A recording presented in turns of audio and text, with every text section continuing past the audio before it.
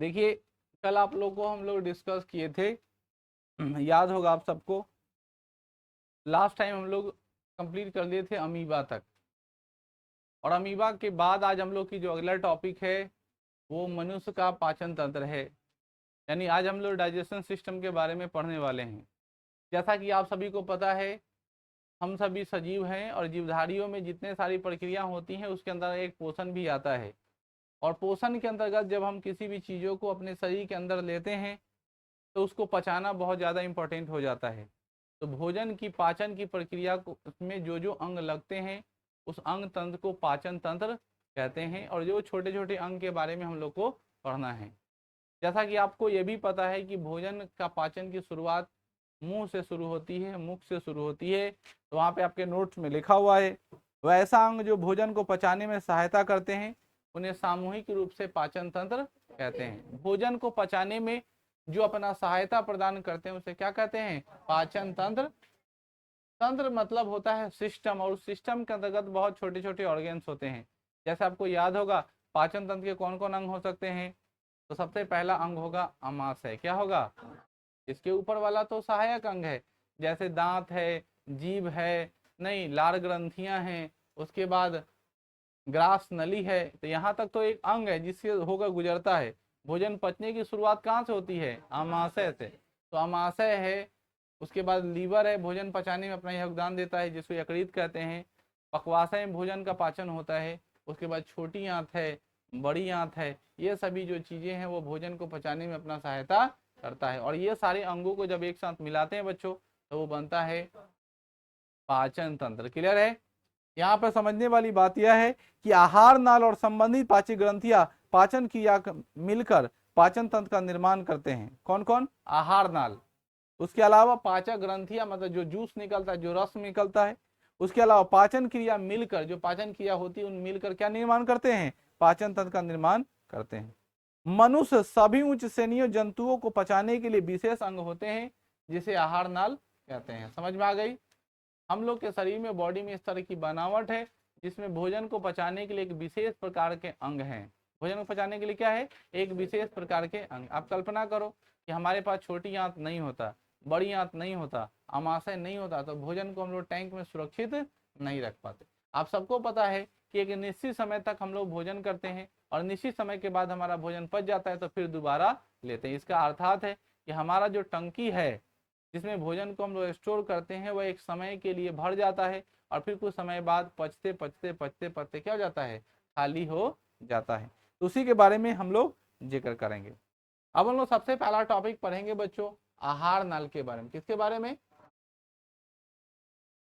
ये आहार नाल होता क्या है? देखो, आहार नाल के बारे में कहा गया है कि मनुष्य का आहार नाल एक कुंडलित रचना है, मतलब ये घुमावदार रास्ता है जो मुख गुहा से शुरू होकर के मल द्वार तक फैली है, और इसकी लंबाई 8 से 10 मीटर होती है। समझ रहे हो? कुल मिलाकर के आप देखो कि मुंह से शुरू हुआ और पूरे मल द्वार तक यानी पैखाना करने वाले रास्ते तक पूरा है, और जिसकी लेंथ कितना है? 8 से 10 मीटर होती है, जिसमें एकलौता छोटी आंत अकेले 6 मीटर है। आपको याद होगा कि छोटी आंत की लंबाई कितनी है? 6 मीटर, और चौड़ाई कितना है? 2.5 सेंटीमीटर, है कि नहीं? तो ये 8 से 10 मीटर ऊपर से लेकर के नीचे तक है, जिसमें अकेले छोटी आंत है। समझ में आ गई? कितने मीटर? 6 मीटर। बात करें सबसे पहले मुख गुहा की, मुंह के बारे में, तो आप लोग मुंह के बारे में समझिए। यह है आपका मुंह। मुंह के अंदर दांत होता है। क्या होता है? और इस दांत के अंदर होते हैं जीभ, और इसके अंदर होती है बच्चों लार ग्रंथि। ये 3 चीज है हमारे मुंह में। तो सबसे पहले बात करते हैं कि मुख में भोजन का पाचन किस प्रकार होता है। मुख में भोजन का पाचन करने के 3 कंडीशंस हैं। पहला, भोजन को महीन महीन टुकड़ों में कतरना, तो कौन करेगा? दांत। दूसरा, भोजन को चिपचिपा या गीला बनाना, कौन करेगा? लार। भोजन का स्वाद लेना, कौन करेगा? यही 3 काम। जब भी कोई भोजन हम लोग अंदर लेने वाले होते हैं तो वो बज्जर होता है, बड़ा होता है, ठीक है ना, एक कंडीशन के अनुसार पे बहुत ठोस होता है तो उसको हमारा जो है छोटी आंत पचाने में सक्षम नहीं होता है, तो उसको महीन महीन छोटे टुकड़े में कुतरने का काम करते हैं, वो कौन करता है, दांत करता है। दूसरा जो कंडीशन होता है कि उसको सलाइवा के साथ चिकना बनाए ताकि आहार नाली बड़ी आसानी से अंदर की तरफ चला जाए, उसका काम है लार ग्रंथि का। और उस भोजन का स्वाद भी तो हमें लेना है कि वह स्वाद में कैसा था, उसका क्या काम है, जीभ का। तो हमें पढ़ना पड़ेगा पहले दांत के बारे में। तो दांत मुख्यतः कितने तरह के होते हैं, 4 तरह के। एक का नाम है कतरनक, फिर भेदक, चवर्णक और अग्र चवर्णक। दांत कितने हैं, 4 तरह के, कतरनक, भेदक, अग्र चवर्णक और चवर्णक। एक दांत है काटने वाला, भेदने वाला, आगे चबाने वाला और पीछे चबाने वाला। समझ में आ गई। ये चारों दांत का काम है कि भोजन को महीन महीन टुकड़ों में बदल देना।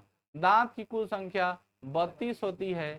दांत मुख्यतः 2 प्रकार के होते हैं, अस्थाई दांत और अस्थाई दांत। अस्थाई दांत की संख्या 32, अस्थाई दांत की संख्या 20 होती है, जिसे दूध का दांत कहते हैं। याद रखेंगे, अस्थाई दांत यानी दूध का दांत, और दूध की दांत कितने होते हैं, 20 होते हैं। जो छोटे बच्चों को आता है, एक समय बाद सारा दांत क्या हो जाता है, टूट जाता है, और फिर एक नया दांत आती है, उसी दांत जो हमारा परमानेंट हो जाता है, अस्थाई हो जाता है। क्लियर है।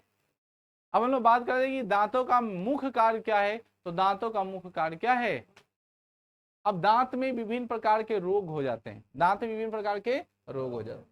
तो दांत में कौन कौन सा रोग होगा राजा जी। पहला रोग होगा जिसका नाम है दंत प्लॉग। कौन रोग। दूसरा जो बीमारी होगा वो उसका नाम है दंत क्षरण। कौन क्षरण। यही दोनों बीमारी आपको मुख्य रूप से दांतों में पढ़ना है। होता तो होने के लिए तो पायरिया भी है, लेकिन आपके सिलेबस में पायरिया तायरिया नहीं है, आपको डॉक्टर नहीं बनना। सबसे पहला सवाल आपसे क्वेश्चन पूछेगा, दंत प्लॉक क्या है। जब हम भोजन को करते हैं और दांतों को अच्छी तरह से सफाई नहीं करते हैं, तो दांतों के ऊपर, इनामेल के ऊपर धीरे धीरे उस भोजन की गंदगी की एक मोटी मोटी परत बनती है, और वही मोटी मोटी परत जब जमा हो जाता है, उसी मोटी परत को हम लोग दंत प्लाक के नाम से जानते हैं। आम भाषा में उसको कैंची कहते हैं। सबका दांत देखो, पता चल जाएगा, शिखर गुटखा खैनी खाने वाला आदमी का दांत, ठीक है ना, कड़िया कड़िया रहेगा, बहुत मोटा मोटा रहेगा। बात समझ भाई। वो अलग बात है कि कभी कल हम भी पान खा लेते हैं, ठीक है ना। ठीक है, तो कहने का मतलब है आप प्रिकॉशन ले रहे हो, अपनी दांतों की सफाई कर रहे हो, समझ गया ना। गलत काम तो गलत काम होता है, ठीक है। इसीलिए कोई भी नशा धूम्रपान नहीं करना चाहिए, आपकी दांतें क्या रहेंगी, सुरक्षित रहेंगी। सबसे ज्यादा इंपॉर्टेंट बात यह है कि आप नशा भी नहीं कर रहे हो और दांतों की अच्छी तरह से सफाई नहीं कर रहे हो, चावल दाल खाते हो और ऊपर से ऐसे पूछ लिए और चल दिए, ठीक है ना। तो उसी तरह दांतों में कचरा रह जाता है और वही दंत प्लॉक के रूप में क्या हो जाता है। क्लियर। बड़ी मजेदार बात हम कह रहे हैं कि अगर दांतों को अगर सुरक्षित रखना है तो दिन में कम से कम 3 बार ब्रश करने हैं। कितने बार, इम्पॉसिबल। एक बार ब्रश हो गया वो बड़ी मुश्किल से होता है। अच्छा, कौन कौन लड़का ऐसा है जो बचपन में ब्रश करने के लिए भी मार खाता हो, ठीक है ना, ब्रश करने के लिए भी मम्मी कह रही ब्रश ना करवे तो खाना ना मिलता हो, और हम लोग जाके उन्हें कहते थे हम मुंह धो ले लियो, और वो चेक करती कहले कि ना ना ना हम कर ले लियो, वही भी कर ली कसम से, ठीक है ना, और बरसे नहीं करते, ठीक है ना। मेरा दोस्त हमको कह दिया था ना कि 2 दिन बाद अगर तुम ब्रश करोगे ना, एक दिन, तो तुम्हारा दांत बहुत साफ दिखेगा। अब जैसे कल्पना करो यह सामान बहुत साफ है और रोज दिन साफ हो रहा है, तो तुमको पता चलेगा कि साफ हुआ है। लेकिन इस पर बहुत ज्यादा डस्ट लग जाए और तब तुम साफ करो, एक बैग तुम्हारा क्या लगेगा, अरे बहुत साफ हो गया। तो 2 4 5 दिन गंदा कर लिए, गंदा करने के बाद फिर एक दिन जाके साफ करोगे तो ऑटोमेटिक तुम्हारा दांत क्या दिखाई देगा, साफ दिखाई देगा। तो हमको ये आइडिया दे दिया था, हम उसी आइडिया में पागल थे, ठीक है ना। एक आइडिया जो बदल दे दुनिया, ठीक है। तो ये दंत प्लाक समझ में आ गई। देखो दांतों के ऊपर एक बहुत चमकदार परत, दांतों में जो चमक बनी रहती है उसका नाम है इनामेल। क्या नाम है। और जब दंत प्लॉक जब लगती है तो वो धीरे धीरे इनामेल क्या जाता है, समाप्त हो जाता है। दंत प्लॉक लगने से इनामेल की मृत्यु हो जाती है और दांत कमजोर होकर टूट कर गिरने लगते हैं।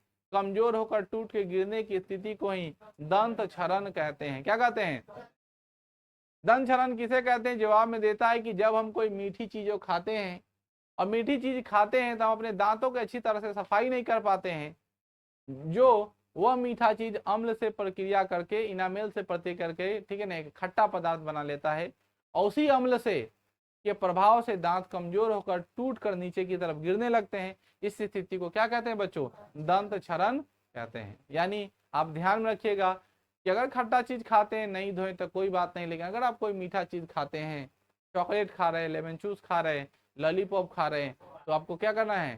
दांतों को खूब अच्छे से सफाई करनी ही करनी है, वरना आपके दांतों में दंत क्षरण हो जाएगा। देखोगे जो बच्चा ज्यादा चॉकलेट खाता है उसका दांत पूरा सड़ गया रहता है, ठीक है ना। वो यही कारण है कि वो दांतों से सफाई नहीं करेगा और उसके दांतों में प्रॉब्लम ही प्रॉब्लम हो। समझ में आ गई बात? चलिए, तो दांतों के बारे में समझ गए। अब दांतों की बनावट किस प्रकार की होती है बच्चों? दांतों की बनावट होती है, ध्यानपूर्वक सुनेंगे, ये जो दांत है वह कैल्शियम का बना होता है। किसका बना होता है? दांत की बनावट किसकी होती है? कैल्शियम की होती है। दांत पढ़ लिए। दांत के बाद हम लोग बात करते हैं लार ग्रंथि की। तो हमारे मुंह में 3 जोड़ी लार ग्रंथि है। लार ग्रंथि का मुख्य काम है भोजन को चिपचिपा बनाना, गीला बनाना, ताकि भोजन को आसानी से ग्रास नली के माध्यम से अमाशय तक पहुंचाया जा सके और दूसरा उसका स्वाद लिया जा सके। कितने लार ग्रंथियां हैं? 3। पहले का नाम है पैरोटीड ग्रंथि। कौन ग्रंथि? पैरोटीड ग्रंथि। दूसरे का नाम है सबमैंडिबुलर। क्या नाम है? सबमैंडिबुलर। और तीसरे का नाम है सबलिंगुअल। कितने जोड़ी लार ग्रंथि है? सबमैंडिबुलर, सबलिंगुअल और पैरोटीड ग्रंथि। हमारे मुंह में कितने लार हैं? ग्रंथि 3। पहले का नाम है पैरोटीड ग्रंथि, सबमैंडिबुलर, सबलिंगुअल। क्या बोलेंगे? पैरोटीड ग्रंथि, सबमैंडिबुलर और सबलिंगुअल। क्लियर? यहाँ पे लिखा हुआ है प्रतिदिन इस मुंह से, जानकारी के लिए बता दूं, लगभग 1.5 लीटर, कितने लीटर लार निकलता है। कितना रोचक बात है कि एक दिन में आपके मुंह से 1.5 लीटर तो ऐसा ही निकल जा रहा है लेर के रूप में, लेकिन वह लेर बाहर नहीं गिर रहा है। वो लेर सब कहाँ चल गया? आप इज्जतदार आदमी हो गए हैं, गोलगप्पा देखें, हाँ हाँ, लड़की लोग का हालत तो और ज्यादा रहता है। सामने पुआ पकवान तरह तरह के आइटम रखे हुए हैं, लेकिन गोलगप्पा देखे, छोड़ो हटो। देखो लड़की लोग कितनी बेवकूफ होती है, जब हाराबाजी लगेगा तो कुछ कर लेगी। आप लोग हम कहानी सुनाए थे, एक बार पति पत्नी, ठीक है ना, घर पर था। अब पत्नी बड़ी देहचोर थी खाना बनाने में। तो एक दिन उसका पति आया, ठीक है ना, ऑफिस से, और उसकी पत्नी लगी जिद करने की, चलिए रेस्टोरेंट चलना है, रेस्टोरेंट चलना है खाना खाने। तो पति सोचने लगा कि पैसा तो है नहीं, ये माथा पागल कहले है। पत्नी का बात मानना उसका मजबूरी बन गया। ठीक है, कार निकाला, पत्नी को बैठाया, पत्नी बहुत सज धज के तैयार हो गई कि आज तो रेस्टोरेंट जाना है। रास्ते में पति दिमाग लाया और दोनों में बहस होने लगी। बोले अच्छा बताओ जानू, तुम कितना गोलगप्पा खा जाओगे? ठीक है ना, हारा बहुत दोनों में, अरे तुम जितना खाओगे उससे ज्यादा खा जाएंगे, ठीक है ना। दोनों में हाराबाजी लगाया। औरत लोग तो जीत पे बहुत जल्दी आ जाती है, बेवकूफ होती है, छौना में अकील है, ठीक है ना, बहुत ज्यादा, ठीक है ना, बहुत ज्यादा हाराबाजी लगाए, जोश में आया, कार को रोका, गोलगप्पा वाला ठेला के पास लगा खाने दाना दन दाना दन दाना दन। और औरत लोग का तो पेट होता है अति चाके, ठीक है ना, 100 ग्राम वाला 10-20 को गोलगप्पा खाया, उसी में उसका पेट क्या हो गया? लोड। और उसका हस्बैंड जो वो हार गया जान से, और उसकी पत्नी बहुत ज्यादा खुश है, यो यो यो यो जीत गए जीत गए जीत गए, ठीक है। अब उसका पेट भर गया, ठीक है ना, अब यो करते रह गए कि जीत गए। कार में जैसे बैठती कहते छोड़िए ना, रेस्टोरेंट क्या जाइएगा, क्या तो पेट भर गया, चलते हैं घर ना। पति बोलते आराम से, हम तुमसे बहुत प्यार करते हैं और तुमको हम लेके निकल गए थे, रेस्टोरेंट जाएंगे ही जाएंगे, समझ रहे हैं ना। और रेस्टोरेंट जाता है, तरह तरह का आइटम आइटम सामान मंगाता है और खूब खाता है और खूब मजा लेता है, ठीक है। और उसकी पत्नी कहती मेरा पेट फूल है, थोड़ा थोड़ा चाट के रह गए, ठीक है। तुम लोग के लिए ज्ञान की बात है, झांसे में मत आना। पहले जब भोजन मिले तो देखो कीमती सामान कहाँ है। बहुत लोग होते हैं जब भोज में जाएगा, ए आर से ओवर जितना सामान रहेगा सब धरवा लेगा प्लेट में, गिजिर बिजिर कर देगा, मन देख के घिना जाएगा।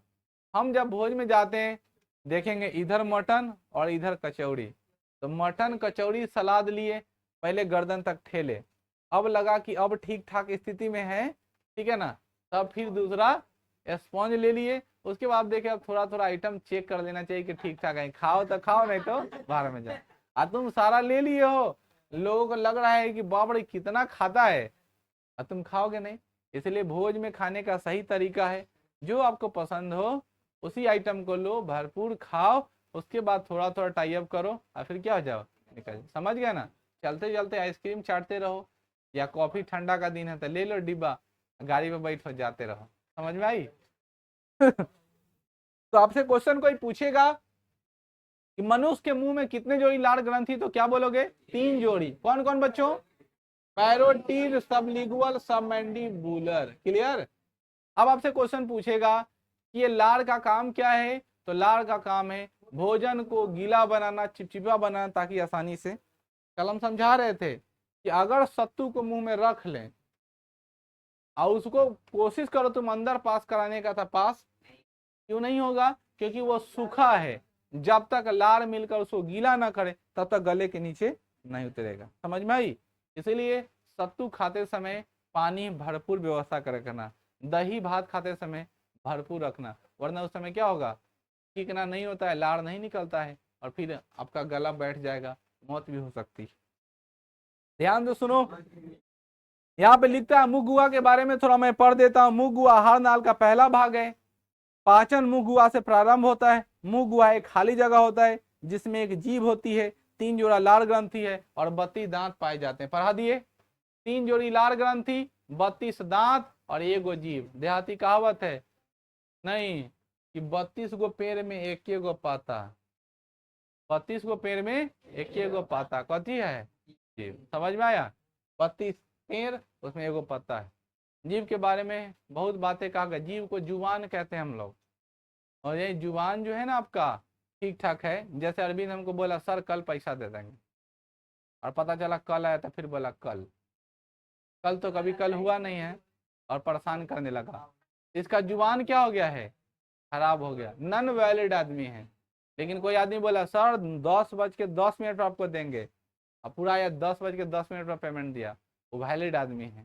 समझ में आई? ये मुँहवा पान खियावे, ये मुँहवा लात खियावे। तो तेका ठीक से पान खाइएगा कि लात खाइएगा, सोच समझ के तेका बोलिए। अब तो अपना मन में कितनो गंदा से गंदा बात सोचो, क्या फर्क पड़ता है?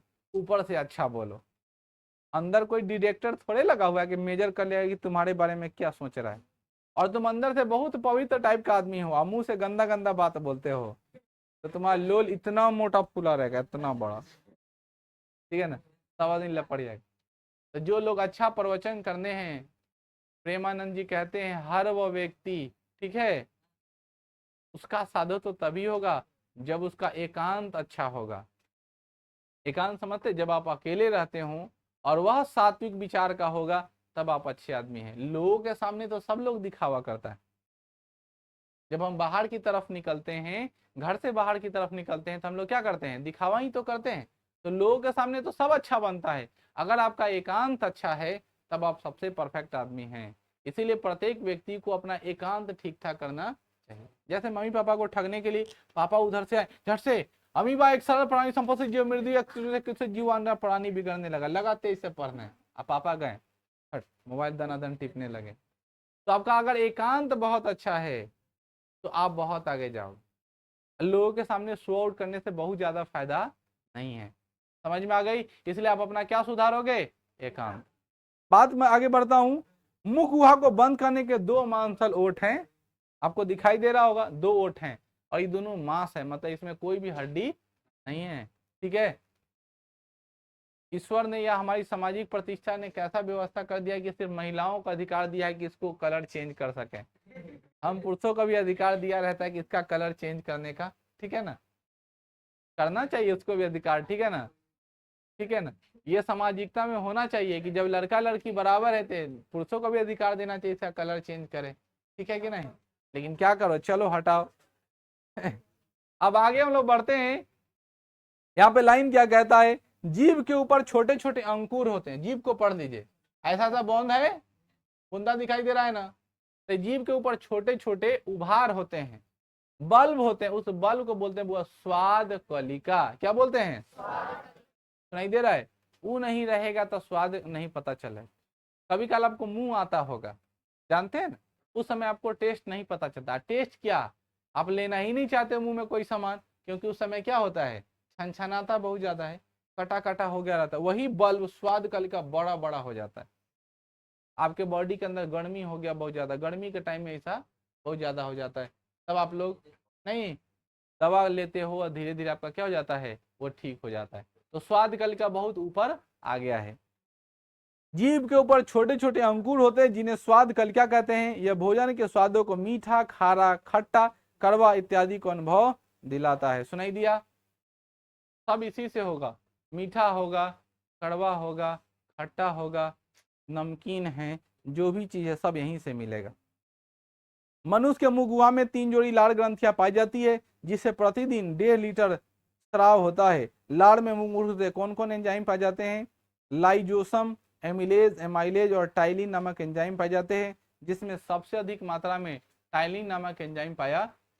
इंपॉर्टेंट बात है, आपके सिलेबस में सिर्फ लिखा है लाड़ में कौन सा एंजाइम पाया जाता है, टाइलिन एंजाइम, लेकिन एक्स्ट्रा यहाँ पे बातें लिख दी गई, थोड़ा डेप्थ जानकारी के लिए उसको अंडरलाइन करेंगे और समझेंगे। पहला है लाइसोजाइम। क्या बनता है? लाइसोजाइम, एमिलेस या एमाइलेज और टाइलिन, यानी 3 तरह के लाड़ ग्रंथि में पाए जाते हैं ये एमाइलेज। पहला है लाइसोजाइम, एमिलेस या एमाइलेज, और फिर क्या मिलता है, टाइलिन मिलता है। क्लियर है बच्चों? आपको समझ में आ गई? अब हमारे शरीर के अंदर, सॉरी मुंह के अंदर, ये मुख गुहा में लाड़ का क्या काम? उसी समय से चिल्ला चिल्ला के समझा रहे, पढ़ा रहे बच्चों। लाड़ का काम है भोजन को सॉफ्ट बनाना, चिकना बनाना, फिसलदार बनाना, कि ताकि से भोजन क्या फिसल फिसल कर अंदर चला जाए। आप लोग देखते हो जब हम खाना को बनाते हैं तो गोलटू बनाते हैं, ऐसे आपका हाथ है और ऐसे लेते हैं और ऐसे मुंह में रख लिए, तो भोजन क्या हो गया, गोलटू बन गया।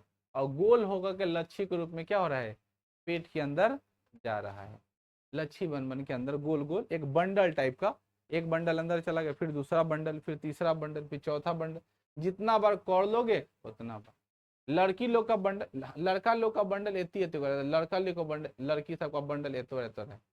देखो ऐसे उठाती है और ऐसे पूरा गोल और पूरा एक के पास, उसको बोलते हैं पुतोहिया कौर। कोई देख न ले, जल्दी जल्दी आधा भात सबका देते हैं और आधा को धीरे धीरे तैका तैका तैका तैका। एगो होता है पीसना, एगो होता है पद पीसना। तो पद पीसना सब जो होता है ना, धीरे धीरे खाएगा, एकदम तैका तैका खाते, लग रहा है कि खाना नहीं खा रहा है, खाने को भी चिबा रहा है, इतना धीरे धीरे खाएगा। तुम लोग को भोजन करने में कितना समय लगता है? ठीक है ना?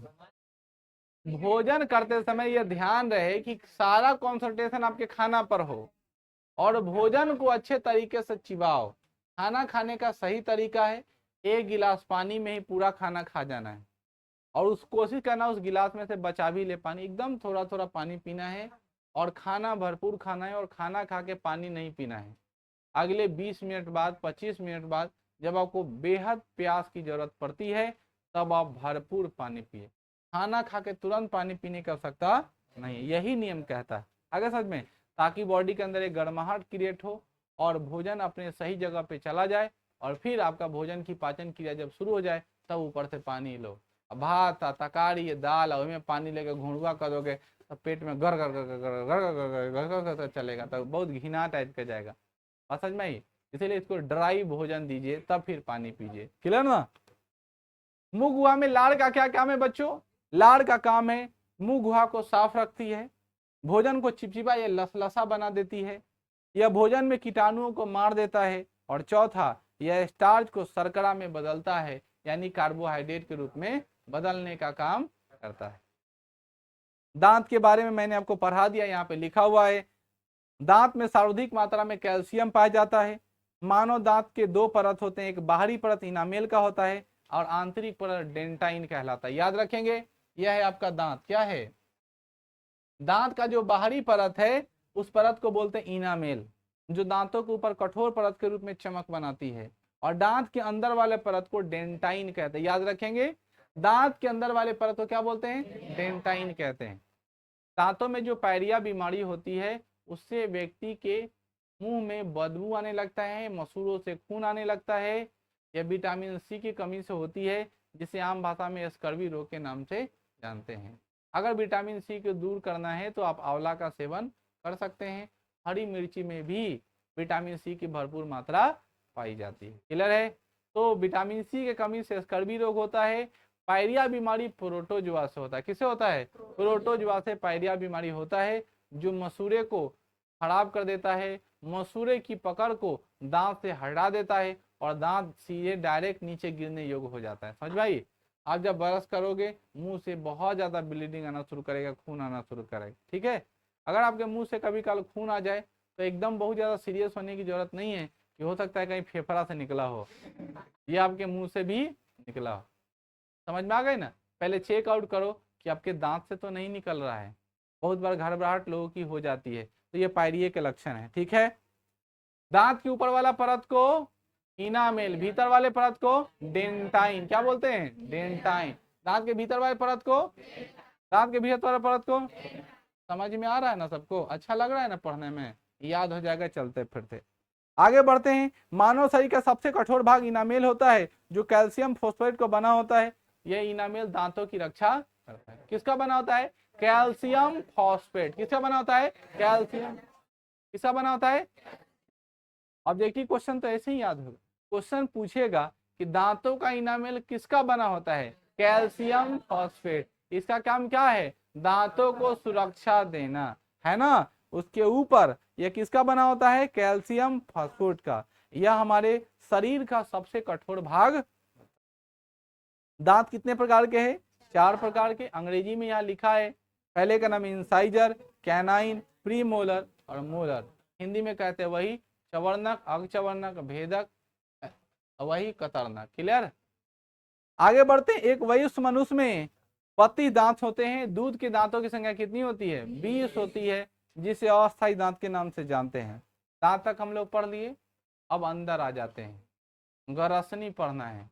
गरसनी को ही आहार नाल के नाम से, आहार नाल के नाम से जानते हैं। ग्रसनी के बारे में जानना है, आहार नाल के एब्सेशन के बारे में जानना है। देखो, सबसे पहले मुख गुहा का पिछला भाग ग्रसनी कहलाता है। इसमें 2 छिद्र होते हैं। कितने छिद्र? एक होता है निगल द्वार, एक होता है कंठ द्वार। निगल द्वार माने और कंठ द्वार माने, तो कंठ द्वार साउंड वाला होगा और निगल द्वार खाना वाला होगा। अब लोग भोजन करते हो, बहुत लड़की सब होती है डाइन, तो ये डाइनी सब कैसे खाना खाती है? भोजनवा मुंह में लेगी, ऐसे रखेगी, खानवा लेगी, घोंट रहा है, चिबा नहीं रहा है, सीधे घोंट जाएगा। ठीक है ना? लगातार घोंट रहा है। कौन कौन है ईमानदारी से बोला ऐसा खाता है? जो बिना दांतों की मत डायरेक्ट भोजन को अंदर मंदिर खाता है। राम रे राम, तुम डाइना निकला रे। अब वो इसी आदमी को गैस्ट्रिक का बीमारी रहता है, क्लास तुझे गम खाता है रे। ठीक है ना? अब तुम कल्पना करो, तुम्हारा दांत दिया हुआ है भोजन को महीन महीन टुकड़ों में कन्वर्ट करना, और तुम कर क्या रहे हो? दांत का उपयोग नहीं कर रहे हो, सीधे घुसा दे रहे हो। ठीक बात नहीं है। आप भोजन को कोशिश करो, ठीक है ना, चबा चबा कर अंदर भेजने की कोशिश। ठीक है ना? आगे हम लोग बढ़ते हैं। निगल द्वार जो आहार नाल के सबसे आगे का भाग ग्रास नली में खुलता है। कंठ द्वार जो श्वास नली में खुलती है। कंठ द्वार के आगे एक पट्टी की रचना होती है, जिसे आगे पैलेट कहलाता है। मनुष्य जब भोजन करता है तब यह पट्टी कंठ द्वार को ढक देती है, जिससे भोजन श्वास नली में नहीं जा पाता। मैंने ढिबड़ी लगल रहता है, ढिबड़ी बंद हो जाएगा तो खाना। लेकिन कभी काल हम लोग लोड ले लेते हैं और छींक आ जाता है, तो जब झटका मारते हैं तो बोला झकनुआ क्या होता है? फूल जाता है और नाक में भात धाए से फेंक देगा। हुआ होगा सबको। चावल खा रहे होगे और एक बैग आपकी नानी नाम ले ली। ठीक है ना? सबकी नानी अच्छी होती है, काहे कि माल देती है पैसा। नानी पैसा नहीं देगी तो नानी अच्छी नहीं होगी। सबको अपनी नानी से बहुत ज्यादा उम्मीद होता है। ठीक है ना? गए नानी को मूर्ख बना के पैसा टान लिए। और सबसे मजेदार बात यह कि नानी बूढ़ी भी हो जाएगी, उसके पास पैसा भी नहीं रहेगा, लेकिन नाती नतनी के लिए व्यवस्था करके रखेगी कि आएगा उसको मिलेगा ही मिलेगा। ठीक है ना? तो आप समझिए कि जब आपकी नानी नाम ले लेगी तो उस समय क्या हो जाएगा? वही बात है, आपको झटका आएगा और कंठ द्वार की क्या होगी, पार्ट खुलेगा और नाक में डायरेक्ट क्या जाएगा, भात आ जाएगा। कभी कल बहुत देर तक परेशान भी करता है क्योंकि वो फंसा रह जाता है, जब तक वो निकलेगा नहीं तब तक आपको गुदगुदाहट होती रहेगी और आपको छींक आता रहेगा लगातार। तब बहुआ बहुआ बहुआ ऐसे ऐसे 2 बार 4 बार या पीठी पर 2 बार 4 बार मारा, फिर भात बाहर की तरफ आ जाएगा, उसका क्या हो जाएगा, बच जाएगा। हाँ, ताकि वो निकल जाए जो गुदगुदाहट है। अब समझ में आई। आगे हम लोग बढ़ते हैं, ग्रास नली के बारे में अब पढ़ेंगे। क्लियर है, किसी को कोई दिक्कत नहीं है। कंठ द्वार मतलब सांस नली में खुलने वाला, ग्रास नली मतलब जो ग्रहणी में खुलता है। Please don't talk. पहला टॉपिक हम लोग को क्या पढ़ना है बच्चों, ग्रास नली। सबको समझ में आ रही है ना, किसी कोई दिक्कत नहीं है। अब ये ग्रास नली क्या है अच्छे से समझो। ग्रास नली के बारे में लिखता है, यह मुख गुहा को अमाशय से जोड़ने का कार्य करता है। यह नली के समान होता है। मुख गुहा से लार से सना हुआ भोजन निगल द्वार द्वारा ग्रास नली में पहुंचता है। भोजन के पहुंचते ही ग्रास नली की दीवारें तरंग की तरह संकुचन और सिकुड़न और शीतलन का फैलाव शुरू करती है, जिसे क्रमांकुंचन कहते हैं। ये क्या होता है, शीतलन और फैलाव। आपको कभी गड़ा लगा है, गड़ा, गड़ा लगना समझते हो, खाना जब खाते होगे ना और वहां पे पानी नहीं रहता है, तब आप कैसे गड़ा छोड़ाते हो, कैसे बताओ। उस समय आप है ना क्रमांकन करते हो, प्रेशर बनाते हो। इसका अर्थ क्या होता है, आप अपने अमाशय की दीवार को फैला रहे हो। तो जैसा ही फैलता है तो जगत का मोटा बन गया, खाना धब से नीचे गिर जाए। और खाना जैसे धब से निकला था, गर्दन पर जो फसल है वो नीचे से सर जाए। आप लोग तो ऐसा करते हो कि बिना खाना लिए हर बार, अभी जैसे कोई पढ़ रहा है, संडे है, अब तक लेट आज ठेल के पढ़ाएंगे, अभी सबका भूखे हालत खराब है, यहाँ से जाएगा हड़बड़ाएला, लुटाइले गिरेगा खायला पर, ठीक है ना। तो एक थरिया भात दाल तकारी एते काढ़ लेगा, एक बार हड़बड़ा गया, लगा एक के बार में घुसा दिया ज्यादा, अब तो हो गया जाम, अंदर से जगह इतने पातर, अब पानी लेके बैठा नहीं है, तब क्या करेगा।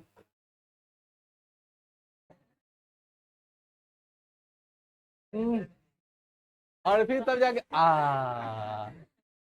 ऐसा फीलिंग आइडिया जब उत्सर्जन करता है तब आता है, लेकिन कुछ कुछ लोग भोजन करते समय भी आ जाता है कि नहीं। तो यहाँ पे आप लोग ध्यान में रखिएगा कि क्रमांकन उसी कहते हैं। ग्रास नली में पाचन की क्रिया नहीं होती है, ग्रास नली में भोजन अमाशय तक पहुंचता है। माने ग्रास नली जो है एक पाइप है, जिस पाइप के द्वारा भोजन पहुंच जाता है। किसी किसी को कंठ में प्रॉब्लम हो जाता है तो ऑपरेशन हो जाता है, तो ऑपरेशन होता है, उसका नलिए खराब हो गया, तो ओकरा लगी एगो पाइप लगा देते हैं, कहाँ, अमाशय में। क्या कि ए माहे पाइप से भोजन आए तब, चाहे बाहर से पाइप से भोजन आए तब, पहुंचाना खाना था टंकी में ना। तो डॉक्टर क्या करता है, विधिवत व्यवस्था कर देता है, डायरेक्ट भोजन टंकी में भेज दिया, अमाशय में लंग पाइप लगा दिया, ऑपरेशन करके आए में घुसा दिया, ठीक है। अब में घुसा दिया, बाहर से पाइप से में क्या दे रहे हो, खाना दे रहे हो, फिर अमाशय से वो पिताशय, फिर छोटी आंत बड़ी आंत में। किसी किसी का बाथरूम करने का रास्ता खराब हो जाता है, बवासीर जब बीमारी हो जाती है, उसमें कैंसर पकड़ लेता है, घाव हो जाता है, उसकी ऑपरेट करके उस रास्ता को लॉक कर दिया जाता है, कोई उपाय नहीं जीने के लिए, तब बाहर से बाथरूम ही निकालना है, तो वाला पोर्शन को ऑपरेशन करके पेटे में एगो होल बना दिया, अब बाथरूम वहां से नहीं निकल के इस रास्ते से निकाल दिया। डॉक्टर के पास बहुत सारी पॉसिबिलिटी है, ठीक है ना, आपके बॉडी को। लेकिन जो नेचर हमारा कहता है, जो नेचुरल हमारा व्यवस्था है, उस व्यवस्था को प्राकृतिक तरीके से करना मतलब अजीब तरह का माहौल हो जाता है, समझ में आई। लेकिन प्रोसेस वही होगा, खाना है और निकालना है, कहीं से भी निकाल देंगे ऑपरेट करके, वो अंग खाली सही सलामत रहना चाहिए। इसलिए हम बार बार कहते हैं कि आप जिस उम्र में हैं उस उम्र में अपने बॉडी के लीवर को फैटी नहीं बनने दीजिए। बात समझ में आई। बार बार आपको जॉन्डिस हो रहा है, बॉडी पीला पड़ जा रहा है, शरीर में खून की कमी है, इसका मतलब आप फैटी लीवर का शिकार हो रहे हैं। तेल पका चीज खाना नहीं चाहिए, कोशिश करना चाहिए अवॉइड करें। अगर खा पी रहे हैं तो कम से कम सप्ताह में एक बार सुसुम पानी और नींबू के साथ, ठीक है ना, एक बार पीना चाहिए, जिससे आपका फैटी लीवर क्या रहे, कंट्रोल हो। असल में सुसुम पानी में नींबू रखना है और उस नींबू के रस के साथ आपको क्या करना है, सेवन करना, सिर्फ इसलिए क्योंकि आपका लीवर फैटी नहीं हो। भोजन के साथ सलाद की एकदम मात्रा होनी चाहिए, एकदम सलाद लेना ही लेना है ताकि आपका लीवर फैटी नहीं हो। अगर लीवर फैटी होता है तो आपको गैस की बीमारी होगी, भोजन नहीं पचेगा, आपका शरीर उतना अच्छा डेवलप नहीं करेगा और धीरे धीरे आप मधुमेह के भी शिकार होने लगेंगे, यानी आपको डायबिटीज भी होने के चांसेज हैं। तो आप 14 साल 12 साल 13 साल के आदमी हैं और आप जब घर में खाना खाने जाते हैं, थोड़ा सब्जी में तेल कम है, आप खाना बोलते नहीं हटाओ, ऐसा सब्जी कौन खाएगा। तो तुम एक काम करो, 1 लीटर कड़ुए तेल लेके पी लो, जब तुमको कड़ुए तेल पीना है तो पी लो, मुंह में लगा लो बोतल। सब्जी खाना है कि कड़ुआ तेल पीना है, बहुत लोग है तो पियो कड़ुआ तेल। बहुत लोग ऐसा है कि वो सब्जी में तेल नहीं देखेगा तो उसका दिमाग गुस्सा जाता है, ऐसा कौन सब्जी खाता है। जबकि कुछ लोग का ऐसा मानना है कि जीरो ऑयल भोजन करो, 50 बीमारी का कारण है तेल पका सब्जी, ठीक है ना, बहुत ज्यादा तेल पका आइटम। अरे तो मसाला वाला सब्जी तो हम खाते ही नहीं, बहुत कम, दिन में खाली भुजिया बनाते हैं, और वो भी ऐसा भुजिया जो तुमको सुनकर हंसी लगेगा, ठीक है ना। विशाल को बहुत ज्यादा परेशानी होता है मेरे भुजिया से, नाम है केला का भुजिया। इस तरह आप लगातार केला का ही भुजिया खाते हैं, स्वास्थ्य के लिए ठीक है, ऐसा भोजन खाओ जो ठीक ठाक है, पानी रखो जल्दी से हो जाएगा। जब लगातार आपको काम करना पड़ेगा तब आपको आपकी स्वास्थ्य की चिंता होगी। हाँ, भर टंकी खाना खा लोगे और जब पूरा एकदम गर्दन पर ले भोजन हो गया है तो ढकारे मारोगे, सुतबे करोगे। जिसको जगना है, जिसको काम करना है, उस तरह का भोजन नहीं करेगा तो फिर क्या करेगा।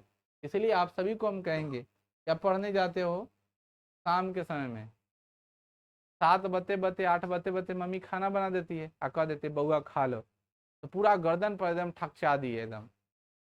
और 8 बते बते तो मारा उघियाई आने लगेगा, 9 बते बते पूरा एकदम पलंग तोड़ दिए सुत के। विद्यार्थी हो तो कोशिश करो ना शाम को थोड़ा अल्पाहार ले कि पेट में चूहा ना कूद के, लंच टाइप का 6:30-7 बजे के आसपास में। और कम से कम 10 बजे तक है ना, कोशिश करो कि 10 बजे तक आराम करे, नहीं खाएं खाना। तुम्हारा खाना अगर तुम चाहते हो अपने आने वाले लाइफ में जीवन भर गरम गरम खाना खाएं, तो अभी आपको टटाइल बसिया सूखा रोटी खाने का मौका है, अभी खाओ। जो लड़का या लड़की अभी गरम भोजन खाने के चक्कर में है, स्वादिष्ट भोजन खाने के चक्कर में है, उसको आने वाले समय में सूखा रोटी नसीब होगा कि नहीं, इसका कोई गारंटी नहीं है। समझ में आ रही है। लड़की सब सोच रही है कि हमारा तो ब्याह हो जाएगा, हम सुंदर हैं, अब बढ़िया कमाए वाला लड़का से तो हम तो रोटी खावे करेंगे। ठीक है, मानते हैं बात, लेकिन तुम लड़कों का क्या होगा, तुमको तो कमाना पड़ेगा, समझ गया ना। इसीलिए अभी कोशिश करो भोजन कम करें, कम भोजन रहेगा पढ़ने में ज्यादा मन लगेगा, और पढ़ो। दूसरा कोई ऑप्शन दिन जोड़ लेना, 120 दिन के आसपास है, ठीक है ना। तो 120 दिन के आसपास है, एक एक दिन धीरे धीरे कम हो रहा है परीक्षा की, जितना ज्यादा मेहनत करोगे उतना अच्छा उधर होगा, ठीक है। आप अपने जीवन की ये पहली सीढ़ी है, और यह सीढ़ी अगर बहुत मजबूत होगा तो आने वाला जो है सीढ़ी बहुत अच्छा होता चला जाएगा। और पहले ही सीढ़ी अगर आप खराब करिएगा तो फिर आपके लिए प्रॉब्लम। इसीलिए हम सबसे रिक्वेस्ट करेंगे, हम मेहनत कर रहे हैं तुम्हारे साथ, तुम लोग भी मेहनत करो, बहुत जरूरी है, ठीक है ना। और पीटने पिटाने से बुआ कुछ नहीं होता है, ठीक है। पीटने से किसी बच्चे को टीचर का नाम ही खराब होता है, ठीक है। सब जगह चर्चा में बनी रहती है कि वहाँ मत जाओ, मास्टर बहुत ज़्यादा मारता है। तो हम नहीं चाहेंगे कि हम अपना व्यापार को नुकसान पहुँचाएं। क्यों व्यापार को अपने नुकसान पहुँचाएं।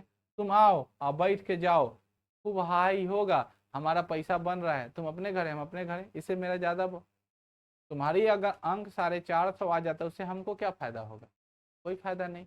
और तुम फेल भी कर जाओगे तो उससे हमको क्या घाटा होगा। तुम अगर फेल भी कर जाओगे तो हमको क्या घाटा होगा, हम तो तुम्हारा सारा पेमेंट ले चुके हैं। बहुत ज्यादा होगा तो फेल होने के बाद हमारे पास नहीं होगा, दूसरी जगह चले जाओ, या एक आध 2-4 को भड़काओगे, कहोगे वो नहीं निमन पढ़ाता है, इससे ज्यादा तुम कुछ नहीं कर पाओगे। लाइफ तो तुम्हारा चौपट हुआ, हमारा तो जो होना था वो तो हो गया। इसीलिए हम सबसे पोलाइटली रिक्वेस्ट करते हैं कि बच्चों तुम पढ़ाई करो, ईमानदारी से पढ़ाई करो, ये तुम्हारे लिए बहुत जरूरी है, ठीक है। क्योंकि ये तुम्हारे भाग की बात है। हमारे यहाँ मैट्रिक का 11th का 12th का हर साल बच्चे रहता है, और हमको कोई फर्क ही नहीं पड़ता है कि मैट्रिक का एग्जाम क्या होता है, दिस क्या होता है, डेट क्या होता है, क्योंकि मेरे साथ नया कुछ नहीं हो रहा है। हर बार मेरे साथ यही चल रहा है, हर बार यही चल रहा है। तुम्हारे साथ पहली बार और नया हो रहा है, इसलिए आप अच्छे ढंग से पढ़ो। आप पढ़ाई करने जाते हो आपकी स्थिति किस प्रकार की, पारिवारिक माहौल किस तरह की, उस पारिवारिक माहौल को सामंजस्य स्थापित करते हुए आप पढ़ाई करो। कोई कोई आदमी ऐसा होता है, आपके पारिवारिक माहौल है कुछ काम करने का, तो आप काम करके पढ़ो। हम ये कतई नहीं कहेंगे कि तुम पूरा खाली पढ़ाइए में अपने आप को झोंक दो, उतना दिखावा करने की जरूरत नहीं है। आप जिस स्टैंडर्ड में है उस स्टैंडर्ड में अगर 6 घंटा भी ईमानदारी से पढ़ते हो, 7 घंटा भी ईमानदारी से पढ़ते हो, तो उतना आपके पास सफिशिएंट टाइम है। कोई भी काम करिएगा 6-7 घंटा तो आपको टाइम मिल ही जाएगा। और अगर टाइम नहीं मिलता है तो अपने सुताई में कटौती करो, क्योंकि आपके पास एक ही ऑप्शन है, ठीक है ना, कि अगर वो करना बहुत ज़्यादा इंपॉर्टेंट है तो आपके पास एक ही ऑप्शन है, क्या होगा, 6 घंटा के बदले 4 घंटे सोएंगे। क्या हो गया, 6 घंटे की जगह पर 5 घंटा सोएंगे। उस टाइम को हम लोग इसमें एक्सपेंड करें, क्योंकि आपकी पारिवारिक मजबूरी है। सबसे बड़का बीमारी है गरीब होना। आपका जन्म गरीब परिवार में हुआ है, सबकी तो मजबूरी है काम करना। अगर आप वो काम नहीं करिएगा तो फिर आपका अर्थव्यवस्था ठीक ठाक नहीं रहेगा। लेकिन उसके साथ है कि गरीबी का दूर करने का भी तो तरीका वही है कि आप पढ़ पाएँ। बहुत बच्चा होता है पढ़ने के लिए काम पकड़ा है और पता चले कि पढ़ाई नहीं कर रहा है, तो तुम क्यों संघर्ष कर रहे हो? जिस काम के लिए तुम संघर्ष कर रहे हो वही काम नहीं हो रहा है, तो तुम काम क्यों कर रहे हो? मान लो हम अखबार बेच रहे हैं इसलिए कि हमारे पास पढ़ने के लिए पैसा नहीं है, और जब हमारे पास पैसा आना शुरू हुआ तो ऐज मौज करना शुरू किया, मोबाइल लिए, नहीं खूब अच्छा अच्छा कपड़ा पहन रहे हैं, खूब अच्छे अच्छे रेस्टोरेंट में जा रहे हैं, तो तुम जैसा कोई बेवकूफ़ है? हमारी उतनी इनकम हो जाए जिससे हमारा संघर्ष का टाइम अच्छे से गुजर जाए और हम पढ़ाई करें कि ये संघर्ष वाला दिन दोबारा देखना ना पड़े। समझ में आ गई? कोई व्यक्ति ऐसा होता है जो अपने बुरे टाइम को दूर करने के लिए कोई काम करना शुरू करता है और वो दलदल में लगातार फंसा जाता है, तो बेवकूफ़ है, क्योंकि वह जैसे ही उस दलदल से बाहर जो उसको इनकम आने लगा, अब वो मस्ती वाला टाइम को ढूंढने लगा। ठीक है, इसीलिए हम आप सबको फिर से कहेंगे कि आप लोग पढ़ाई करिए। आपको बहुत अच्छे ढंग से पढ़ाया जा रहा है, ट्रीट किया जा रहा है, जहाँ तक मेरा मानना है। बाकी तो आप डिसाइड करिएगा कि सर अच्छे से पढ़ा रहे हैं कि नहीं पढ़ा रहे। अपनी तरफ से हम भरपूर कोशिश कर रहे हैं कि आपका एकदम बेस्ट हो और आपको कोई दिक्कत नहीं हो। अगर हम आपको जितना पढ़ा रहे हैं उतना पढ़ लिए, 450 कांटा एकदम ऐसे ऐसे करता रहेगा एकदम, ठीक है ना। अगर पूरा याद कर लिए, कंठस्थ कर लिए, पढ़ने पढ़ाने के लिए भी बहुत समय है, लेकिन याद करने का समय नहीं है। कल्पना करो एग्जाम टाइम में लिए इतना, अभी तो 2 पेज मिल रहा है, धीरे धीरे क्या हो जाएगा, आकार लेगा। इसका जब ओरिजिनल स्वरूप देखोगे तो तुम्हारा दिमाग फ्यूज हो जाएगी, इतना सारा लेना है और इतना सारा याद भी करना है, लेकिन एक ही बार तो उतना दे नहीं सकते, धीरे धीरे आपको देंगे, इसकी आकार बढ़ती जाएगी। तो क्या एक ही बार में तुम पढ़ पाओगे क्या? तो तुम्हारा काम है कि इसको याद करें। पहला चैप्टर समाप्त हुआ, अब इसकी रिवीजन करें। इसीलिए मैंने आपको ग्रुप बनाया था। अपने ग्रुप में सात्विक रूप से पढ़ाई करो, याद करो। एक समय आएगा आपका गेस्ट पेपर खत्म हो जाएगा, आपकी क्वेश्चन बैंक खत्म हो जाएगी हमको बिना संपर्क किए हुए। बाकी उसमें एक सब्जेक्ट मेरे जिम्मे रहेगा, गणित, मैं करा दूंगा, अपने आप स्मार्ट हो जाओगे। बाकी सारे प्रॉब्लम दूर हो रहे हैं। बायोलॉजी का कोई भी क्वेश्चन अगर फर्स्ट चैप्टर से आएगा तो क्या तुमको प्रॉब्लम करेगा? माइस दोगे। ऐसा ही केमिस्ट्री का आएगा, परान छोड़ाओगे। उसी तरह फिजिक्स का आएगा, सारे चैप्टर्स हैं और बहुत आराम से हो जाएगा। तो कहने का क्या मतलब है, आपको हम पढ़ा रहे, पढ़ाओ। संस्कृत तो बच्चा वाला है, एकदम बच्चा वाला। बोले जिस आदमी को शब्द रूप और धातु रूप याद करने के अलावा उसमें कुछ यादें नहीं करना है, जिस आदमी को शब्द रूप और धातु रूप याद हो गया उसके अलावा उसमें कुछ यादें नहीं करना है। बाकी सब तो मुंह पर रखना है, सोच समझ के जाकर एग्जाम में लिख करके चले आना है। बाकी कुछ याद करने वाला है नहीं। ऑब्जेक्टिव कहीं संस्कृत रटेगा आदमी, वो कहता कहानी याद रहेगा। अलस कथा के रचनाकार कौन है? ऑप्शन नंबर सी, कथी। अलस कथा के रचनाकार कौन है? यादें नहीं है, हे भगवान। विद्यापति नहीं याद है? अलस कथा किस ग्रंथ से लिया गया है? पुरुष परीक्षा से, ठीक है ना। कहने का अर्थ है पढ़ाया हूँ, आगे की तरफ बढ़ रहा है, ठीक है। तो बस एक बार कहानी को याद रखने की जरूरत है। पुरुष परीक्षा की कहानी आपको पढ़ाया गया, समझाया गया था, आपको तो डोनेशन रूप में ही वो याद है। यहाँ पे हम लोग आगे बढ़ते हैं, ध्यानपूर्वक सुनेंगे। अब हम लोग बात करते हैं ग्रास नली के बाद अमाशय की। बच्चों अमाशय के बारे में कहा जाता है कि अमाशय का जो आकार होता है, या अमाशय का आकार होता है वो आम जैसा होता है, देखे अभी होगे। और जब ऐसा बना हुआ है तो ऐसे है और ऐसे आपका है, क्लियर है। मुख्य रूप से आपका पेट यही है।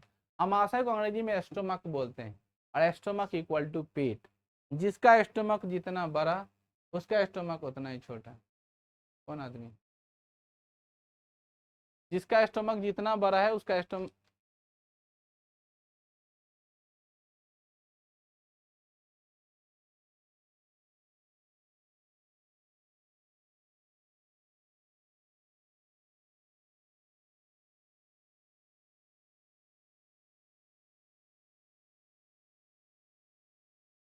चलिए हम लोग चर्चा करेंगे किसके बारे में, अमाशय के बारे में। मैंने क्या कहा, अमाशय जो है बच्चों वह इस तरह आकार में रहता है जैसा कि आप लोग बच्चों ने बनाते थे आम, याद होगा। अंग को लेते थे ऐसे नचा देते, तो आधा पार्ट ऊपर से काट दीजिए, तिरछा दिखाई दिया, आ गया समझ में। इस अमाशय के कितने भाग होते हैं? 3 भाग। कितने भाग? जो इसका पहला भाग होता है उसको बोलते हैं कार्डियक, बीच वाला जो भाग होता है उसको बोलते हैं फुंडिक, और लास्ट वाला को बोलते हैं पायरोलिक भाग। समझ में आ गई? अमाशय कितने भाग हैं? 3 भाग। आगे वाला भाग, बीच वाला भाग और नीचे वाला भाग। पहले भाग को बोलते हैं कार्डियक भाग, दूसरे भाग को बोलते हैं फुंडिक भाग, और तीसरे वाले को बोलते हैं पायरोलिक। कोई दिक्कत? अमाशय एक चौड़ी थैली जैसा रचना है जो उदर गुहा के बाईं ओर से शुरू होकर अनुप्रस्थ दिशा में फैली होती है। यह हमारा बायां हाथ है और बाईं दिशा में स्थित होता है और अनुप्रस्थ काट में ऐसे फैला होता है, ऐसे तिरछा है। आगे समझ में ना? कोई दिक्कत?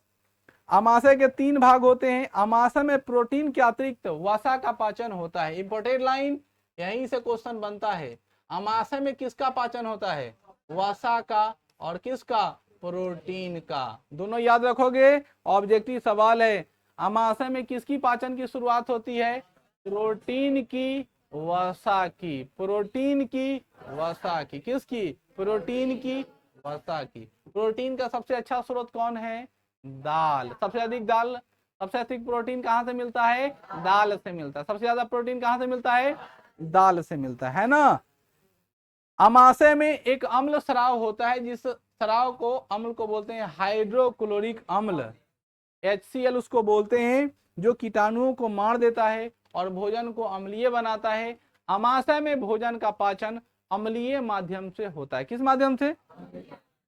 अमाशय में भोजन का पाचन अम्लीय माध्यम से होता है। अब तुम कल्पना करो कि ये जो अम्ल जो होता है वह लगातार हमारे अमाशय में क्या होते रहता है? स्रावित होते रहता है, गिरते रहता है। तो इस अमाशय में भी एक रोग उत्पन्न होती है। उस रोग को, अमाशय के अंदर जो एक रोग उत्पन्न होती है बच्चों, उस अमाशय के अंदर जो रोग होती है उस रोग को कहते हैं अल्सर। क्या बोलते हैं? या इसी को बोलते हैं अंग्रेजी में पेस्टिक। तो सवाल ये बनाता है कि पेस्टिक या अल्सर रोग क्या है। क्वेश्चन क्या पूछा? पेस्टिक या अल्सर रोग क्या है? जब कोई व्यक्ति लंबे समय तक भोजन नहीं करता है, अक्सर भूखा रह जाता है। जब कोई व्यक्ति लंबे समय तक भोजन नहीं करता है, अक्सर भूखा रह जाता है, उस समय भी अमाशय में जठर रस का स्राव होता ही रहता है। और इतना स्राव होता है कि उसके अंदर असंतुलन उत्पन्न हो जाता है, और वह जो है असंतुलन उत्पन्न होने से वह अमाशय की भीतरी दीवार में गहरे खुरदरे घाव उत्पन्न कर देता है, जिससे उसके अंदर से खून उत्पन्न होने लगता है, दर्द होती है, जलन महसूस होने लगता है, और इस स्थिति को पेस्टिक या अल्सर रोग कहते हैं। आम भाषा में खून हगना कहते हैं। ठीक है ना? समझ में आई? इसलिए आप टाइमली भोजन करिए। अब ऐसा नहीं कि अब लगातार खाना खाने लगिएगा, लेकिन पेट को खाली नहीं रखना है, हल्का हल्का आहार। लड़की सबको देखते हो कितना होशियार रहती है, तरीका तरीका खाएगी, तीले तीले खाएगी। ऐसी जगह कचौड़ा रख देगी प्लेट, हम ज्यादा नहीं खाते हैं ना रे, इतना ले लिया, और फिर 2 घंटा बाद फिर तरीका, और फिर 2 घंटा बाद फिर तरीका, लगातार चलिए रहा है। समझ में आई? तो पेट को खाली नहीं रखने का मतलब मॉर्निंग में उठिए और थोड़ा है ना मूंग चना उना ये सब थोड़ा खाइए, या कोई फल खा लीजिए, या थोड़ा ड्राई फ्रूट खा लीजिए, पानी पीजिए, ताकि आपका पेट में वो हाइड्रोक्लोरिक अम्ल का जो है मेंटेनेंस बना रहे। फिर यहाँ से जाइए, एक आध दो रोटी नाश्ता कीजिए, फिर दोपहर में एकदम हूर हूर के, ठीक है ना, चावल दाल सब्जी आइटम पर आइटम, पापड़ जहाँ पर सब पूरा खाइए। और फिर शाम में थोड़ी हल्की भोजन करिए और नाश्ता टाइप का, उसके बाद पढ़ाई करिए। कमीना पढ़ाई भूल जा रहा है, और पूरा 10 बजे तक, और तब रात को 10 बजे के आसपास खाना खाओ। और कोशिश करो 1 आध घंटा पढ़ाई हो रहा है तो ठीक, वरना सो जाओ। और सुबह ब्रह्म मुहूर्त में उठकर, ठीक है ना, यानी 4 बजे के आसपास उठकर, तुम जिस टाइप के आदमी हो, अगर तुमको देर रात तक जग पाते हो तो तुम देर रात जग करके लेट से उठो, और अगर तुम पहले सो जाते हो तो पहले सो करके पहले उठो, और 4 बजे के आसपास उठ करके 2 घंटे पढ़ाई करो और फिर क्लास आ। बात समझ में आई? ये आप अपना रूटीन बना। हो सकता है कि आपको 9 बजे एकदम नींद सताने लगता है, तो कोई जरूरत नहीं 11 बजे तक जगने की। 9 बजे सो जाइए और 4 बजे उठ जाइए, 3 बजे उठ जाइए, और वहां से 2-2.5-3 घंटा पढ़िए, फ्रेश होइए, फिर अपने काम में लगिए। और आपका दूसरा कोई काम नहीं है। विद्यार्थी के जीवन में कौन काम हो सकता है? बात समझ में आया? चलिए हम लोग आगे बढ़ते हैं। तो अमाशय के कितने भाग होते हैं? 3 भाग। कौन कौन? कार्डियक भाग, पुंडिक भाग और पायरोलिक भाग। क्लियर है?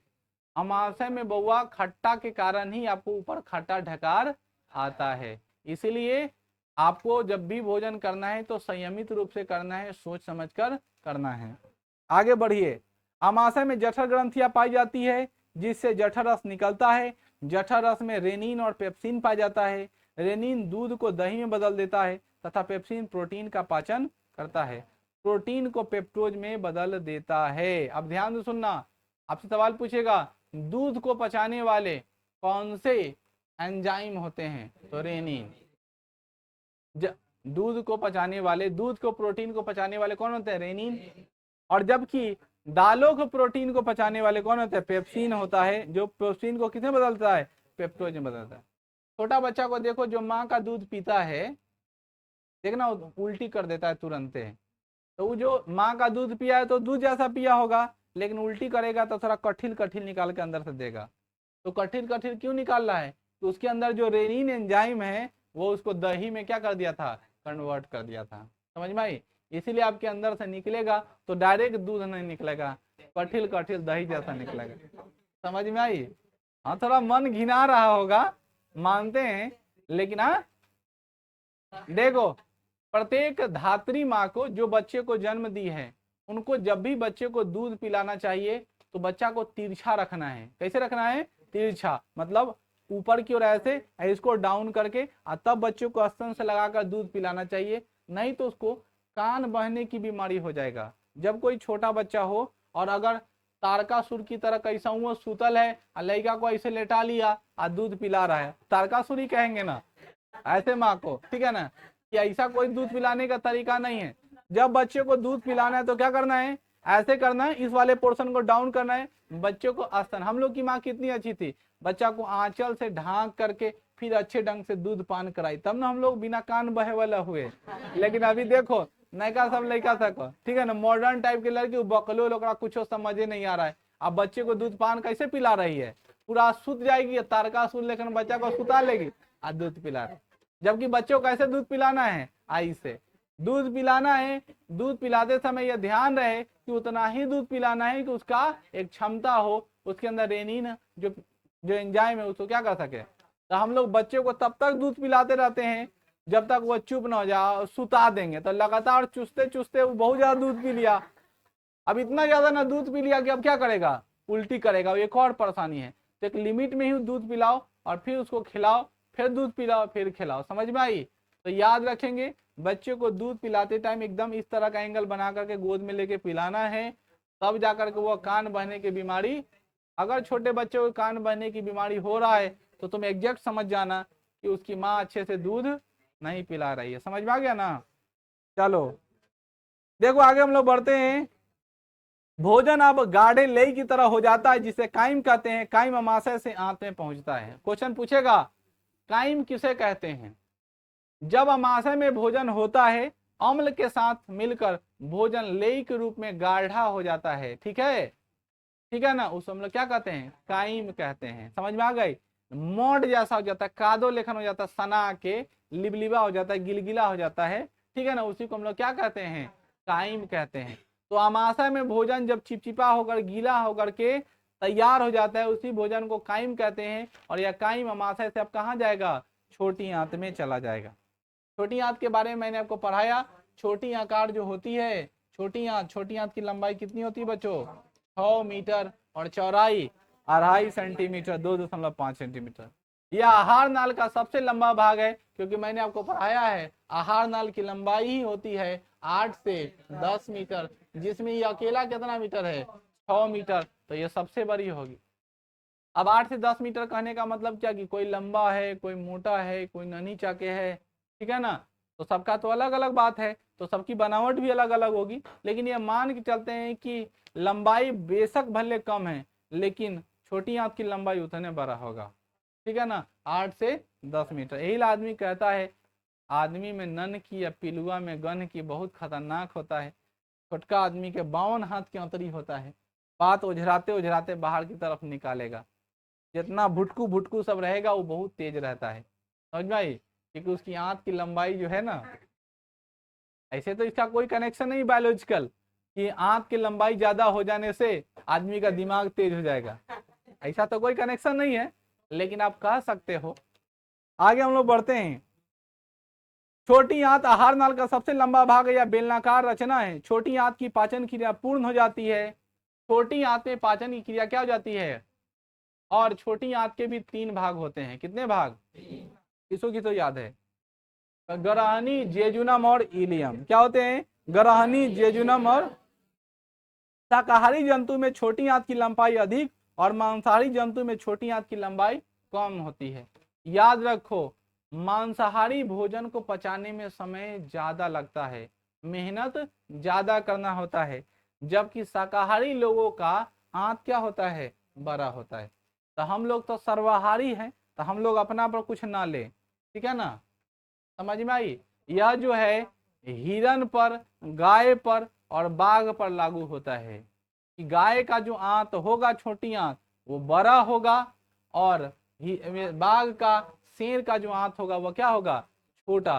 क्योंकि शाकाहारी जंतुओं के क्या होते हैं, बड़े होते हैं आहार नाल, जबकि मांसाहारी जंतु के आहार नाल क्या होते हैं, छोटी आंत के बारे में हम कह रहे हैं बच्चों, छोटी आंत की चर्चा हो रही। यहाँ पर देखो ध्यान से, छोटी आंत के 3 भाग होते हैं, ग्रहणी, जेजुनम, इलियम। यहाँ है ग्रसनी और ग्रहणी है अंदर, ध्यान से सुनना। तो 100 और ह का लोचा है, ग्रहणी इक्वल टू कहाँ, छोटी आंत का पहला भाग, जिसका आकार अंग्रेजी के सी जैसा होता है, समझ में आई। जबकि बात हम लोग करते हैं ग्रसनी की, तो आहार नाल का पहला भाग है, जिसके 2 भाग होते हैं, निगल द्वार, कंठ द्वार। कंठ द्वार श्वास नली में खुलता है, निगल द्वार आमाशय में खुलता है। कोई दिक्कत, आगे बढ़ते हैं। इसका ये कहता है कि छोटी आंत की पाचन क्रिया जो है वह पीत, अग्नाशय रस और आंत रस के स्राव होता है। पचे हुए भोजन का अवशोषण भी छोटी आंत में ही होता है। ग्रहणी छोटी आंत का पहला भाग है, जेजुनम छोटी आंत का मध्य भाग है, छोटी आंत का अधिकांश भाग इलियम में ही होता है। समझ में आ गई। पचे हुए भोजन का अवशोषण छोटी आंत में होगा। अब भोजन का पाचन भी कहाँ समाप्त होता है, छोटी आंत में, अवशोषण भी कहाँ होता है, छोटी आंत में। समझ में आ गई। अब हम लोग बात करते हैं अग्नाशय की। देखो बच्चों, अग्नाशय जो होता है वह अंतःस्रावी और बहिःस्रावी दोनों ग्रंथि है। एकदम इंपॉर्टेंट क्वेश्चन है, याद रखेंगे। कौन सी ग्रंथि अंतःस्रावी और बहिःस्रावी है, तो जवाब क्या दोगे, आमाशय। क्या बोलोगे, आमाशय क्या है, अंतःस्रावी और बहिःस्रावी दोनों ग्रंथि होती है। क्लियर। अब लोग बात, अग्नाशय, अग्नाशय, हाँ हो सकता है, सॉरी, अग्नाशय, ठीक है ना, अंतःस्रावी और बहिःस्रावी दोनों ग्रंथियां होती है। क्लियर। अब हम लोग बात करते हैं यकृत के बारे में, लीवर के बारे में। लीवर को हम लोग कहते हैं जिगर, ठीक है ना, क्या कहते हैं, करेजा, ठीक है ना। तो मत समझो उस वाला बात, हम लीवर पढ़ाने की बात कर रहे हैं। एक करेजा मतलब लीवर की बात कर रहे हैं, ठीक है ना। तो कलेजा हो सकता है, होता है कलेजा, लेकिन लोग कहता है करेजा, ठीक है ना। तो करेजा है या जिगरा है, यानी जिगर है, या फिर अगर हम लोग बात करते हैं लीवर की, या बात करते हैं यकृत की, इसी को कहते हैं हमारे शरीर की सबसे बड़ी ग्रंथि है। जो भी मांसाहारी व्यक्ति है उस सबके लिए एक सूचना है जनहित में जारी, अगर आप कोई भी मांस खाते हैं, कुछ का भी मांस खाते हो, तो कोशिश करें उसका मांसपेशी खाएं। जैसे हमारे शरीर में मांसपेशी की संख्या है 639, कितना है, ठीक है, नहीं याद रहे तो 6 + 3 = 9, ठीक है ना, 639 को मांसपेशी है। उसके अलावा बहुत सारा मांसल पार्ट है, अंग जिसका नाम जैसे किडनी है, लीवर है, फेफड़ा है ना, गुर्दा को ही किडनी कहते हैं, हार्ट है, समझ रहे ना, ये सब पार्ट है। तो जब भी डैमेज होगा तो तुम क्या डैमेज होगा, किडनी डैमेज होगा, क्या डैमेज होगा, गुर्दा डैमेज होगा, ठीक है ना, हार्ट आपका डैमेज हो जा रहा है, फेफड़ा खराब हो जा रहा है, जो जो अंग है वो सब खराब होगा। तो माल मवेशी, बकरी खसी, मुर्गी मुर्गा में भी तो वही डैमेज होता होगा। इसलिए जब भी आप कोई मांस खाओ तो उसके पार्ट से बचो। पार्ट से बचने का मतलब, तुमको कलेजी खाने का मन करता है, कोशिश करो छोड़ दे। पथरी खाने का मन करता है, कोशिश करो ना खाएं। अगर तुम खाते हो, ठीक है ना, ऐसा ऐसा पार्ट, कलेजी खा रहे हो, उसका गुर्दा खा रहे हो, समझ में आई ना, उसका हार्ट खा रहे हो, तुम मांसपेशी खाओ, लेग पीस खाओ, कोई दिक्कत नहीं है, चुस्ता खा लो, ठीक है ना, लेकिन क्या नहीं खाओ, ऑर्गेन से नहीं खाओ, ऑर्गेन से बचो। ऑर्गेन अगर तुम खाते हो तो डायरेक्ट बीमारी तुम्हारे बॉडी के अंदर आ जाएगा, समझ में आ गई। इसीलिए मुर्गा मुर्गी का ऑर्गेन खाने से बचना चाहिए, मांस वाला पार्ट को खाओ। लड़की लोग बहुत होशियार होती, जितना लड़की लोग है देखना, चिकन मटन खाएगी तो बकलोल वाला पीस खाएगी, बिना हड्डी वाला, गूदा वाला, ठीक है ना। अभी सारी लड़कियां, सबसे सर्वे करा लो, लड़की लोगों को कौन सा पीस पसंद है, गुदा वाला। हमको लगता है इसके पास दांत है, आके ना, ठीक है, ठीक है ना, हम गुद्दा का ही बात कर रहे हैं, गुदा माने तो दूसरा चीज होता है, ठीक है। चलिए, ध्यान पूर्वक सब लोग समझ गए। यकृत के बारे में कर रहे थे। जिगर बच्चों है जो आप लोग का, वह 1.5 किलो का, कितने किलो का, तो लीवर तक के टॉपिक को हम लोग आज स्टॉप करते हैं। अगले क्लास में हम लोग लीवर के बारे में चर्चा करेंगे। उतना ही पढ़ो जितना याद हो जाए। थैंक यू सबको।